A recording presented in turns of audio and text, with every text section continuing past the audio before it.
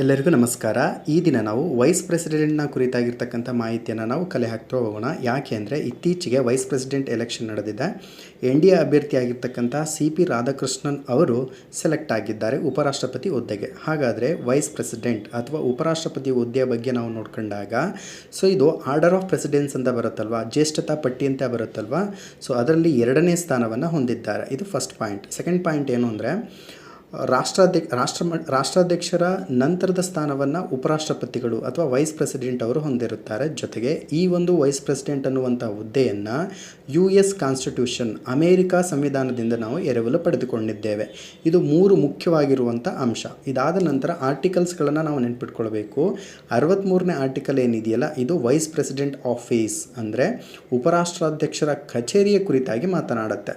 64ನೇ ವಿಧಿ, 64ನೇ ಆರ್ಟಿಕಲ್ ಏನು ಹೇಳುತ್ತೆ ಅಂದರೆ ಕೌನ್ಸಿಲ್ ಆಫ್ ಸ್ಟೇಟ್ಸ್ ಏನಿದೆಯಲ್ಲ, ಅಂದರೆ ರಾಜ್ಯಸಭೆಯ ಎಕ್ಸ್ ಅಫಿಷಿಯೋ ಚೇರ್ಮನ್ ಯಾರಾಗಿದ್ದಾರೆ ಅಂತ ಪ್ರಶ್ನೆಯನ್ನು ಕೇಳಿದಾಗ ವೈಸ್ ಪ್ರೆಸಿಡೆಂಟ್ ಅಂತ ತಾವು ಐಡೆಂಟಿಫೈ ಮಾಡ್ಕೊಳ್ತಾ ಹೋಗಬೇಕು.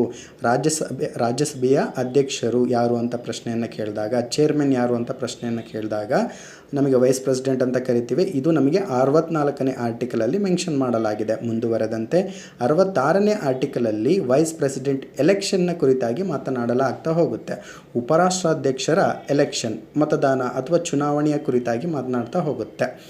ಇಲ್ಲಿ ಚುನಾವಣೆ ಯಾವ ರೀತಿಯಾಗಿ ನಡೆಯುತ್ತೆ ಅನ್ನೋದನ್ನು ನಾವು ಗಮನಿಸ್ಕೊಳ್ತಾ ಹೋದಂಥ ಸಂದರ್ಭದಲ್ಲಿ ಎಲೆಕ್ಟ್ರಲ್ ಕಾಲೇಜ್ ರಚನೆ ಆಗ್ತಾ ಹೋಗುತ್ತೆ. ಎಲೆಕ್ಟ್ರಲ್ ಕಾಲೇಜ್ ಹೇಗೆ ನೋಡಿ, ಪ್ರೆಸಿಡೆಂಟನ್ನು ನಾವು ಡೈರೆಕ್ಟ್ ಎಲೆಕ್ಷನ್ನ ಮುಖಾಂತರವಾಗಿ ಆಯ್ಕೆ ಮಾಡ್ತಾ ಹೋಗ್ತೀವಿ. ಅಂದರೆ ರಾಷ್ಟ್ರಾಧ್ಯಕ್ಷರನ್ನು ಆಯ್ಕೆ ಮಾಡುವಂತಹ ಸಂದರ್ಭದಲ್ಲಿ ನೇರ ಚುನಾವಣೆಯ ಮುಖಾಂತರವಾಗಿ ಆಯ್ಕೆ ಮಾಡಿದ್ರೆ ವೈಸ್ ಪ್ರೆಸಿಡೆಂಟ್ ಅವರ ಆಯ್ಕೆ ಮಾಡುವಂಥ ಸಂದರ್ಭದಲ್ಲಿ ನೇರವಾಗಿ ಮಾಡೋದಿಲ್ಲ. ಅದಕ್ಕೆ ಎಲೆಕ್ಟ್ರಲ್ ಕಾಲೇಜ್ ಇರುತ್ತೆ. ಜೊತೆಗೆ ಇಂಡೈರೆಕ್ಟ್ ಎಲೆಕ್ಷನ್ನ ಮುಖಾಂತರವಾಗಿ ಆಯ್ಕೆ ಮಾಡ್ತೇವೆ. ಹೇಗೆ ನಡೆಯುತ್ತೆ? ಫಾರ್ ಎಕ್ಸಾಂಪಲ್ ನೋಡಿ, 545 MPಸ್ಗಳು ನಮಗೆ ಎಲ್ಲಿ ಬರುತ್ತೆ? ಲೋಕಸಭೆಯಲ್ಲಿ ಕಂಡು ಬರ್ತೀವಿ. 245 MPಸ್ಗಳಲ್ಲಿ ಕಂಡು ಬರುತ್ತೆ, ರಾಜ್ಯಸಭೆಯಲ್ಲಿ ಕಂಡು ಬರುತ್ತೆ. ಅವರಿಬ್ಬರನ್ನೂ ಸೇರಿಸಿದರೆ ಎಷ್ಟೈತೆ MPಸ್ಗಳು?